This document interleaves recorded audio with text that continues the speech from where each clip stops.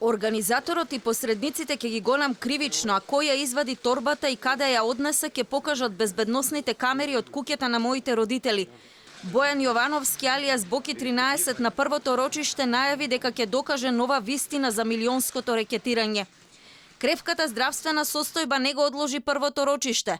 Председателката на судечкиот совет побара лекар да го прегледа, па покачениот притисок и стресот не беа причина тој да не може да седи на судењето. Каде завршиле парите? Ние не тврдиме дека сме земале пари, односно Бојан Јовановски. Ако он нешто знае повеќе од мене, веројатно ќе го слушнете неговиот исказ.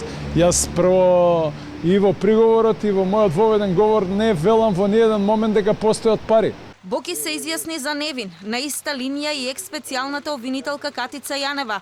На судот му порача дека оди со окрената глава и може секого да погледне во очи. Сето она што и се става на товар во обвинителниот акт практично представува дел од незините службени овластувања кои што таја имала право да ги превзима како шеф на специјалното јавно обвинителство. Јанева ја предаде довербата на народот, не се посрамоти себе, туку ги посрамоти сите обвинители, кажа обвинителката Вилма Рускоска. Додаде дека има несоборливи докази. Во воведниот говор рече дека Јанева влегла во филм на Чарлиевите ангели.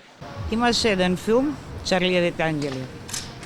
Имаше една господја, Катица Јанева, која влезе во тој филм, мислејки дека никој ништо не може.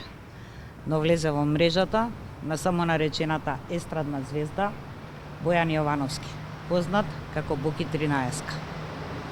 Обвинителството ќе докаже дека тоа го сторила од алчност